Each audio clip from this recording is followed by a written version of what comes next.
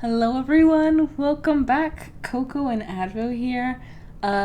Disclaimer: we have not touched this game in 2 months and 1 day. Uh, as you know from my Sentimental Trickster LP, which I'm gonna be putting up all the episodes before I continue Yeah. with these. Like, I still have two more that I need to edit, or three that I need to edit and upload. But afterwards, yeah, been a long time, and you know the reasons why. So if we're a little confused, that's why. Like, I looked back on the videos to try and catch myself up, but I only just skimmed through them. But there's nothing that speaks to the trauma that is this game by like just diving into it. Yep. So, Do it raw. oh I mean god, live. let's go. Rosa touched the floor wearily, patting it and pulling on the carpet fibers. Just a normal carpet. Rosa let out slow, small breaths as she started to move once more. She patted her way to the desk. Every time her skin came into contact with the floor, bile rose up in her throat. At least it's not needles. At least it's not needles, it could be Yeah. worse. It took some effort to resist the urge to gag. Finally, the desk was directly in front of her. She looked back at the bed. I can't see shit, Captain. Sorry. Oh yeah, I should also say, someone has been helping out in the comments, Johnny the Wolf, with pronunciation. So I will make an effort to actually try and pronounce at the very least the names correctly. As it was all told via text, I might still get them wrong, but here's hoping. I'll even try. Gijem, I believe that's it. Go ahead and correct me if I'm still getting it wrong. From this angle, it was hard to tell if Gijem had moved. She hoped that the big desk also hid her in its shadows. Rosa rummaged. There was no trace of the book on the tabletop. She only found a pot of ink, loose sheets of paper, and a quill. That damn thing had to be close. She opened the first shelf and found a stack of papers. Nothing. She shuffled through them, but the drawer didn't have the journal. She looked through the second drawer, and the third. There was nothing of interest. Finally, she pulled on the last drawer. It was locked. Good thing we got that key. Hopefully it will help. Rosa sucked the air through her teeth. Of course it's locked. How could I have been so stupid? This is how long it's been. I seriously had a moment of, is that my character? Wow, I am. You did have most of them. It's fair. It's fair. Rosa okay. slumped in a depressed heap. The key. I think this is Mom. Yeah. Usually center text is Mom. Rosa looked at the key in her hand. She slid it into the hole and heard the lock click. A deep feeling of relief washed over her. I'm very curious what would happen if we got that knife. We would just have to try and stab William. The drawers slid open. Rosa looked inside. There it was. In her eyes, the green journal was a treasure. She lifted the book from its resting place. It was heavier than she expected. Rosa smiled. She ran her hands along the velvet cover of the book, savoring the texture. At last, she had it.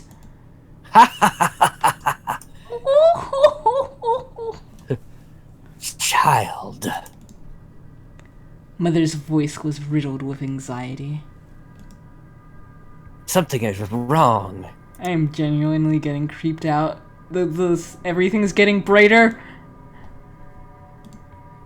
Her excitement had clouded her senses. Almost at once, she felt the change in the air. Everything was still. Her stomach shrunk into its cavity. Fresh sweat broke out on her scalp. This silence, it had weight. It pressed on her skin and made the air thin in her lungs. Rosa stood up. She had to leave. Yeah. Now. Yeah. Rosa shuffled her way out of the room. With every step, her legs seemed to stick uncomfortably to the floor. It slowed her movement. One more step. Her whole foot felt like sinking. She held onto a chair and staggered back. It was throbbing, musty and red, alive and without skin. The air was filled with the unmistakable stench of fresh meat. Rosa ran to the door. She didn't care that the handle seemed to curl around her fingers. She pushed the door open and spilled into the corridor. Rosa fell to her knees while she heard the door close behind her. It almost felt like the door closed by itself. In her confusion, she couldn't be sure. Rosa's heart pounded heavily in her ribs. Just looking at the doorway of the room made her skin crawl. Rosa gathered her wits and stared at the journal in her hands. She hoped it would contain the information they needed. Oh, finally a new chapter. Good intentions. Oh. Oy, oy, oy. That was very nicely done. In the warm, dim light of the library, Rosa opened the journal's cover. She wasn't too surprised to find that a number of entries were written in different tongues. The dates jumped from decade to decade. The writing spanned centuries. Another suspicion validated. Guillaume was not human. Or at least he did not have a normal human lifespan. This discovery made Rosa search her mind for her date of birth. It distressed her that she could not remember. She shook her head and turned back to the journal. Despite the multitude of languages, the first entry was translated into several languages. For sentimental reasons, perhaps? Or maybe a feeble attempt at reminiscing a more innocent time.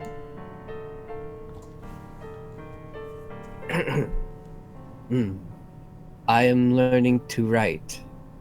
Alia gave me paper. I like Alia. She wants me to call her mother. She smells like oranges. She says I am a gift from the goddess. But I don't know any goddess.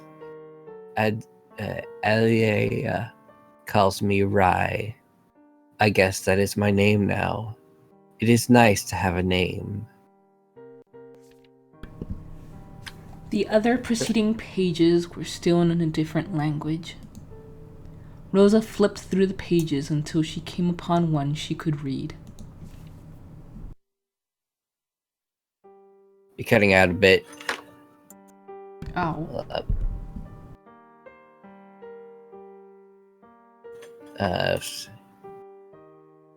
Okay. Hopefully it's only in the one direction. They call me Igros, a god, a divine. They don't understand what I am. They either build me statues or spit at my feet. I am a muse. I am a blight, a symbol. But I am not the answer. It seems ironic, isn't it, that love craves love above all.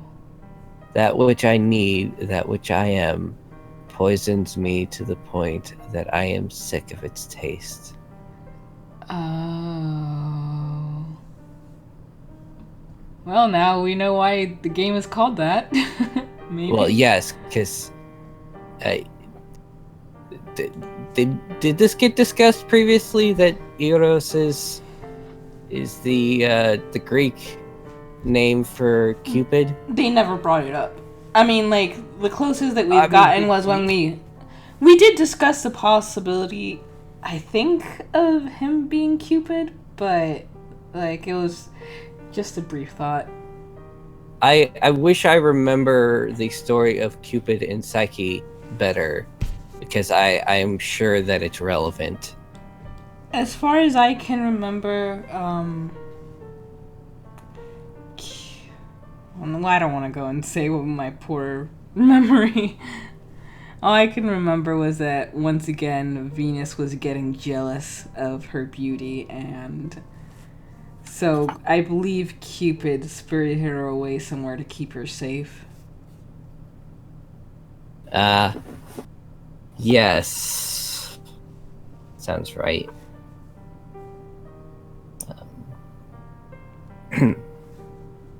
6th May. No reason to put down a year. That would... What would be the point of that? I see it in the way people look at me, the way they act around me. Some would, of course, think of me as blessed. I have youth, health, and the gift of being loved. But I found out that these gifts are curses as well. My youth forces me to always wander. My looks guarantee that I will always stand out. And love? The very same urge that blesses me quickly turns rabid. Yet I understand why. Oh, love. We all crave it, don't we? In the end, we are all drunk on the idea that only love could heal our brokenness. They all think I am this cure. But I keep hoping there might be something else besides this twisted sentiment. There must be, mustn't there? Rosa read the words and found them tugging at her heart. This was the same feeling she had had for years. It almost seemed like the words were her own.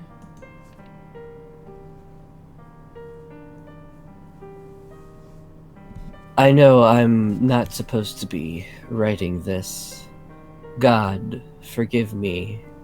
I do not want to write it down. If I do, it will be the truth. Oh Lord, please forgive me. I didn't mean to do it. I just wanted to stop hurting. I am hiding now. I slashed my face and cut my hair so they would not recognize me. Pain is good, a penance. Oh Lord, please, if there is a God listening, please strike me down. Bad memories began to surface in Rosa's mind. Desperation. A cornered animal that fought back. It reminded her of her own sins. Her hands were drenched in red. And yet here she was, planning to kill another man. Oh. Wait, another? Wait, who had she killed at this point? We have not been told anything about that. Yeah, this is news. This is the very first time this has ever been mentioned. Like, she has talked about her sins a lot, but from the beginning, it seemed like what she considered her sins was her blaming herself for having been violated. Well, and also blaming herself for having any interest in anything remotely resembling sexual relations. Yeah.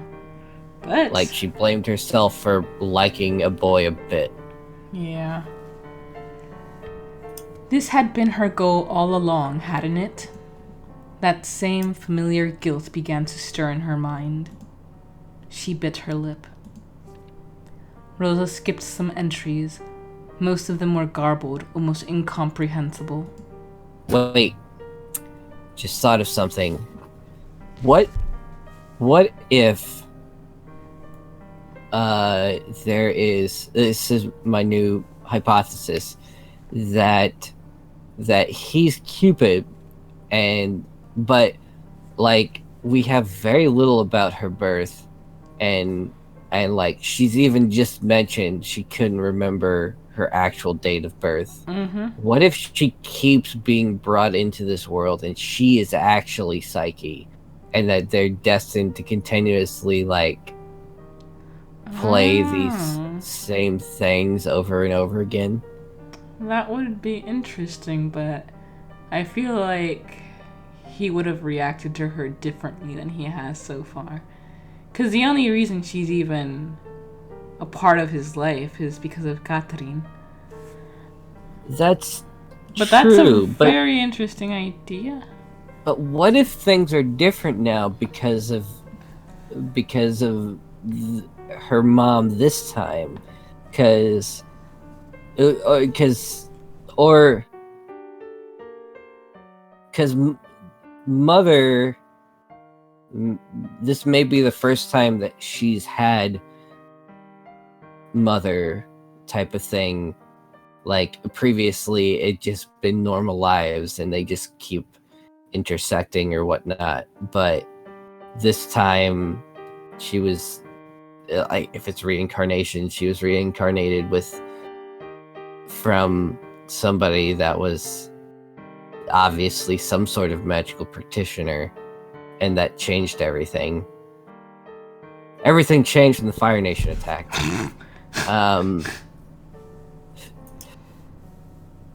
But I don't know. We shall We'll see. see. They were written in old ink, faded and unloved. Still, though they were melancholic, I don't know where I got lacked from, they painted a picture of a man with sufficient black humor to keep sane. 28th November. The plague has confirmed my suspicion that I do not die from sickness. I don't know how to feel about that. Everyone is dead. But on the bright side, everyone is dead. I for some reason I was looking through like Cupid on Twitter, and this was an image I found of somebody was like relatable. So 7th of June, I decided to remember what year it was, 1489. For decades, I have searched for something in this life, and I am always disappointed by transience. What am I looking for? Meaning, hope, love, death, maybe? I can bleed. Wounds to the heart heal slower than the rest of my body. I think I may die if wounded enough. I have tried that. There was a time when seeing myself bleed was the only reminder that I am not numb.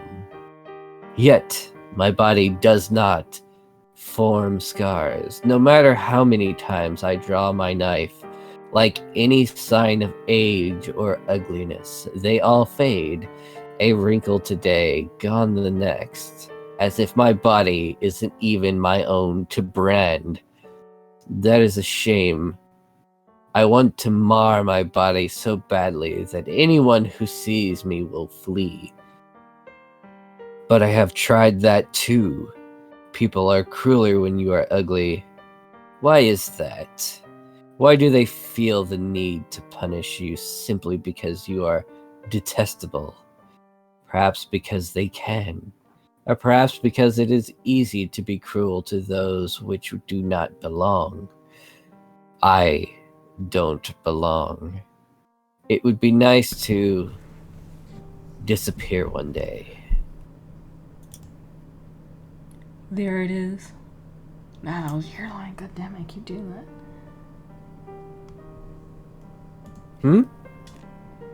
And I believe that's your line. Oh. Yeah, this is my line, because of...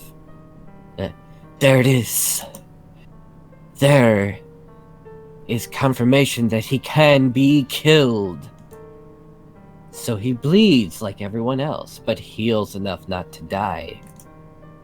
A strike to the heart.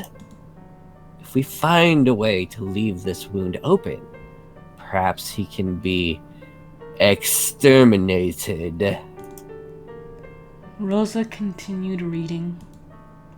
Another feeling was starting to grow in her chest.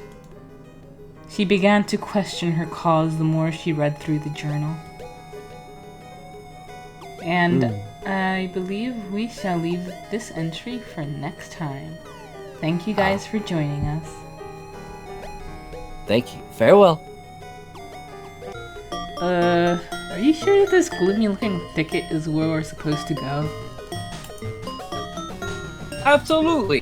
Leave everything to me. I'll get you there. Besides, this is where my guy is. My guy who sells things. Said the serial killer as he sharpened his knife and wondered where to bury the body. I don't gotta wonder.